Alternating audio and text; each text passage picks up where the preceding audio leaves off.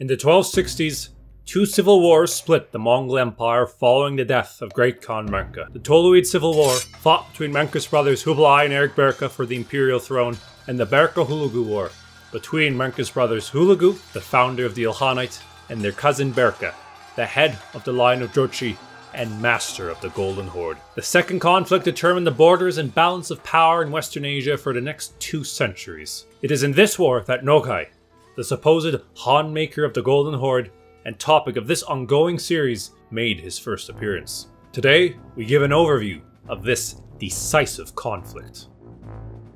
The Mongol Empire was seen as the shared property of the family of Chinggis Khan. All his descendants were supposed to have lands within the empire to support themselves. When Chinggis distributed lands for his sons, the line of his oldest son, Jochi, was given a massive patrimony. All the lands of the west, as far as their horses could take them. The Jochids, particularly his son Batu, took this very literally. Batu is most well known for leading the campaign with Subadai that overran the western steppes and drove into Hungary in 1241. He ensured that his agents were stationed across Khorasan, Iran, the Caucasus, and Anatolia when these regions were absorbed into the Mongol Empire over the 1230s and 40s. At the height of his power in the 1250s, travelers like the Franciscan friar William of Ruberg described the Mongol Empire as a great diarchy, with Batu, the viceroy of the west, and Great Khan Merke, the master of the east. After Merke's enthronement in 1251, he carried out a purge of the lines of Chinggis's other sons, Chagatai and Urgadai,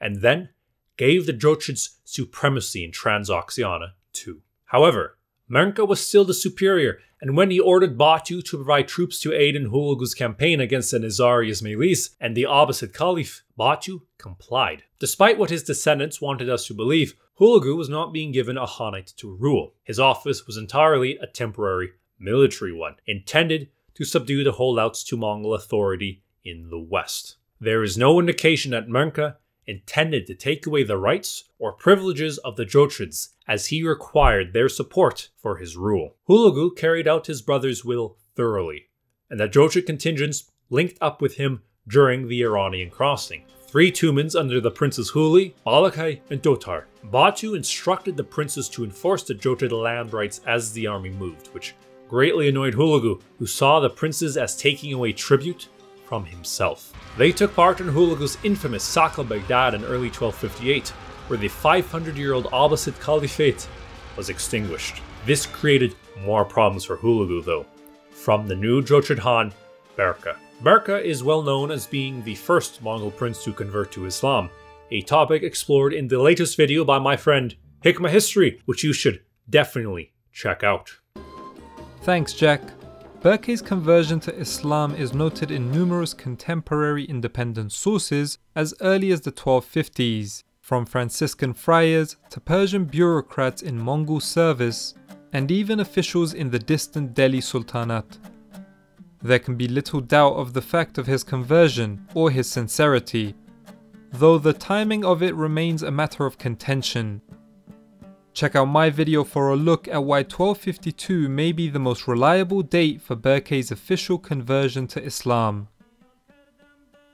In 1255, Batu Khan died, succeeded by his son Sartak. Batu's brother Berke was not happy with the succession. A few sources of Berke and another brother poisoned Sartak. Sartak's son, or younger brother Ilakchi, then took the throne, only to suddenly die as well. The regent during Ilakchi's brief reign was Batu's widow Borakchin, who was then accused of treason and executed. Berke was almost certainly the mastermind. Sometime between 1257 and 1259, Berke became the head of the Jochid Ulus. Berke was pretty damn pissed at the sack of Baghdad. Obviously, Berke was a Muslim, and Juzjani asserts that Berke had been in diplomatic contact with the Caliph, but Berke's anger was not wholly religious. As indicated by sources like Rashid al-Din and Berke's letters to the Mamluks, Berke was angry at how Hulagu had failed to consult with him. As Berke was the more senior Chinggisid, and Hulagu was campaigning in territory Berke considered his, then Hulagu's sack of Baghdad was a misuse of the empire, for not only had Hulagu killed the Caliph, but he failed to share with Berke spoils from his campaigning in Iraq and Baghdad. We should note that no source indicates Berke tried to prevent the attack on Baghdad. Baghdad was always the target of the campaign, and there is no evidence that Berke had any issue with Jochid troops taking part in the siege. Hülagü did not like Berke to start. They had met during the 1251 Hurultai to enthrone Menka, where Hülagü had found Berke to be domineering and only shouting orders. Batu had sent Berke as his representative, and as the Jochids had helped raise Menka to the throne, Berke took a main role in organizing the great event. On Berke's planning, the meat slaughtered for that feast was halal, and Juzjani asserts that Berke sought to get Menka to swear on the Quran. Hülagü's annoyance grew when the Jochid princes in his army saw him not as their superior, but equal. Eventually, Hülagü, in a rather in-character fit of anger, accused Dotar, Huli, and Balakai of sorcery and treachery. In quick succession, they were killed, sometime in the 2 years following the fall of Baghdad. Their troops were scattered, attacked by Hülagü and fled, some to Afghanistan under their commander Neguder, some to the Jochid lands, and some to Mamluk Egypt. In most of the medieval sources, the direct source of Berke's anger and the war with Hülagü is ascribed to the murder of these princes. In summer 1260, when Hülagü withdrew from Syria, he did not go east to take a role in the politics after Menka's death, as sometimes presented, instead moving to Azerbaijan. Over the course of 1260, he learned of the fighting between his brothers Hülagu and Erik Berke, and a devious plot began in his mind. Knowing they were too occupied to intervene, Hülagü seized control of southwestern Asia, killing and pushing out the officers of Berke and making the fine pastures of Azerbaijan his new headquarters. Hülagü made himself the master from the Amudarya to Syria.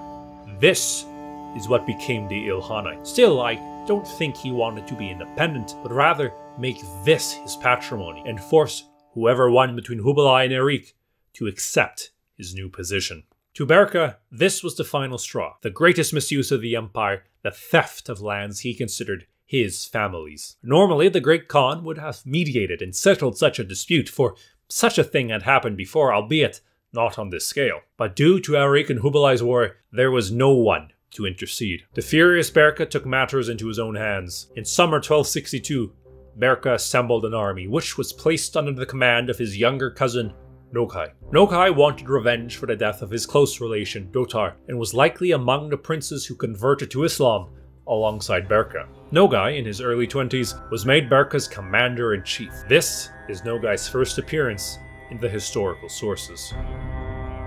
With 30,000 men, Nogai advanced past Derbent into Azerbaijan, the territory Hülagü had so recently taken from the Jochids, while Berke followed with the main force. His first target was Shirvan, and by August, they encircled the city. Hülagü responded quickly, beginning the counter-offensive by August 20th, with a number of armies converging on Berke and Nogai. In mid-October came the first engagement, where Berke met head-on armies under Shirmun Noyan and Sultanchak Noyan. According to Rashid al-Din, Berke massacred Shirmun's army, while Sultanchak was killed in a river crossing. However, on November 15th near Shabaran, Hülagü's commander Abatai defeated Berke and Nogai, forcing them to retreat. Hülagü, who was then near Shemaki, at once set out to press the advantage. His advance forced Berke and Nogai past Derbent, leaving but a small garrison to hold that mighty fortress and hopefully slow down Hülagü. But Derbent fell after only hours of fighting on the 7th of December. Nogai took the Jochid army and attempted to stop Hülagü in the pass north of Derbent, but was himself forced back to the steppe. Hülagü at this point halted his advance, but his son Abaqa wished to pursue. Though Shirmun and Abatai urged caution, Hülagü gave his permission, and Abaqa took an army to hunt Nogai. Marching north, they crossed the frozen Tarik River to find Berke's main camp. It appeared that, in their terror at the approach of Hülagü's son, Berke's men had abandoned their camp, leaving their treasures, animals, women, and slaves behind, as well as copious amounts of alcohol. For 3 days, Abaqa allowed his men to feast, drink, and revel and carouse with lovely girls in the polite innuendo of Rashid al-Din. The women probably would not have described it like that. In early January 1263, Abaqa's army was given a rude awakening when Jochid troops appeared from all directions. Abaqa was soon sent south, driven on by the spears and arrows of Berke and Nogai. In a detail shared by effectively every source discussing the war, when Abaqa's army crossed the frozen Tarik, the ice broke beneath their weight. Many of Abaqa's men drowned in the icy waters of the Tarik, while the much humbled Abaqa returned to his fuming father. A victorious Berke retook Derbent. There is tradition that neither Berke nor Nogai were pleased at the outcome, though. The late 13th century Syrian historian Ibn Vasil wrote that Berke surveyed the fallen Mongols on the battlefield, cursed Hülagü and lamented, "Mongols are killed by Mongol swords. If we were united, then we would have conquered all of the world." In the later work of the 14th century Mamluk writer Al-Aini, Nogai ordered the bodies of Abaqa's men to be rescued from the river and buried, telling his troops, "These are the bodies of our sons, uncles and relatives. We will not leave them to be eaten by wolves and dogs in the steppe." Whether Berke and Nogai expressed these exact words is irrelevant, as it highlights something understood by contemporaries. Berke was not intending to break up the Mongol Empire. While he was a Muslim, he was still a Mongol and a Chinggisid. He, like all his cousins, believed in Mongol destiny to conquer the whole of the world. Fighting between Mongols was a waste of their energies. War, to Berke, was a last resort, and one he wanted to avoid but felt compelled to carry out with all its unfortunate consequences. For the last 50 years, peoples across Eurasia had felt the sting of Mongol arrows, and now the Mongols were learning just how much they hurt. Neither Berke nor Hülagü thought the war was over. Late in 1262, both combatants had actually begun diplomacy with outside powers. Hülagü sent a letter to the French king, Louis IX, hoping to encourage him to take up another attack on Egypt, as he had 12 years prior. His envoys never reached France, being turned back in Sicily. But this was not the end of overtures to Europe by the Ilkhans, which would continue until the start of the 14th century. Meanwhile, in the autumn of 1262, Berke received his first letter from the Mamluk Sultan, Baybars al-Bunduktari. Having taken power at the end of 1260, Baybars was seeking to secure his hold on the Mamluk Sultanate and prepare against another Mongol invasion. While they had defeated the Mongols at Ain Jalut in September 1260, that victory was only narrowly achieved, and Hülagü had sworn bloody vengeance. Baybars needed to prevent Hülagü from bringing his might to bear solely against the Mamluks. Thus, when news came to Egypt of the outbreak of war between Berke and Hülagü, accompanied by news of Berke's conversion, Baybars saw his chance. With a letter carried by an Alan merchant, Baybars congratulated Berke on his conversion and urged him to carry out jihad against Hülagü. As a Muslim, it was Berke's duty to carry out war against the infidel, even if he was a relative. He even asserted that Hülagü had become a Christian and was seeking to promulgate Christianity in his territories. Baybars' next opportunity came when a number of Mongols entered Syria. Their arrival caused great fright, but Baybars learned that these were the remnants of Jochid troops who had been in Hülagü's service. Berke had ordered them to flee where they could, and some 200 made their way to the Mamluks. Baybars welcomed them to Cairo in November 1262, giving them a glowing reception. The Mamluk Sultan made sure to stress how well he treated these refugees in his December 1262 letter to Berke. This letter informed Berke of their arrival in safety and continued to urge the Khan to carry out jihad against Hülagü. Berke was very pleased at this news and was receptive to Baybars' letter, with his first response to Baybars arriving in Cairo in May 1263. Berke's letter, and his follow-up, which arrived in September 1264, leaned into his conversion and expressed his desire for good relations with the Mamluks, and for Baybars to also fight against Hülagü. It is interesting how Berke stresses in his letter the cause of his fighting with Hülagü, that he had reluctantly chosen to fight Hülagü because the latter had gone against the Yasa of Chinggis Khan. But he adds that by fighting Hülagü, he could restore the damage done to Islam by his cousin. So began the correspondence between the Jochids and the Mamluks. A few things must be emphasized though. The most significant consequence of the relationship was in securing access to Kipchak slaves from Jochid territories, which made up the main body of the actual Mamluks of the Sultanate. This also required the maintenance of good relations with Constantinople,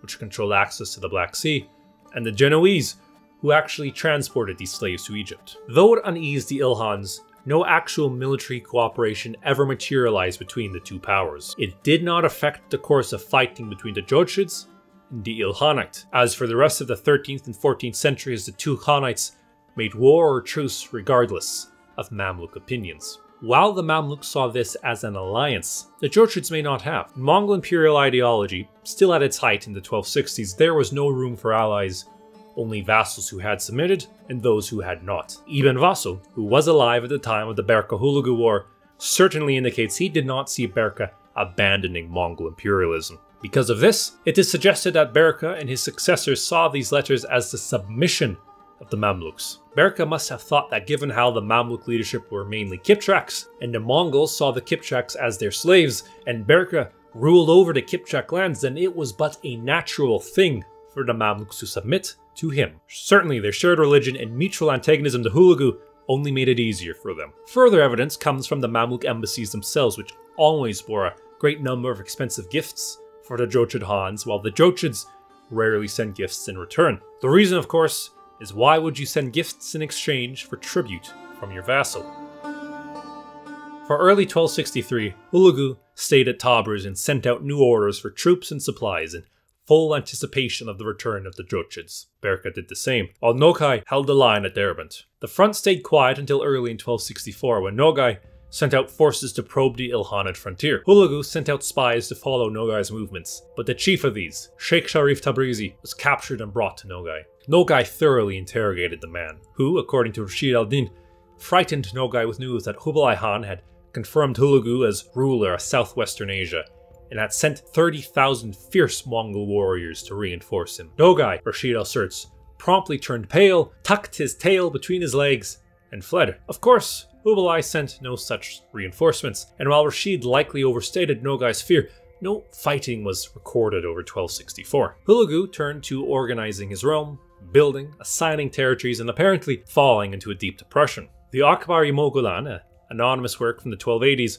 records that following the defeats against Berke, Hülagü became incapacitated by black thoughts and continually relapsed into periods of inactivity. Berke did not support Hülagu Khan's claim to the Mongol throne and provided nominal support for Erik Berke to succeed Berke Khan. While it is often stated that Berke and Hülagü supported the opposing candidates, it seems that Hülagü actually initially supported Erik. At least one of his sons who had been left in Mongolia, Jumker, had fought for Erik against Hülagu, and only returned to his father once the tide started to turn against Erik. Despite the propaganda of Hülagu and his chief fanboy Marco Polo, Hülagu was seen as a usurper who had undermined Berke for years, illegally made himself Khan, and pushed out the favored candidate, Erik Berke. Hülagü never offered any support for Hülagu, maintaining only a distant neutrality. On Erik's surrender in late 1264, Hülagu sent messages to Hülagü, Berke, and the new Chagatai Khan, Ulgu, to come to him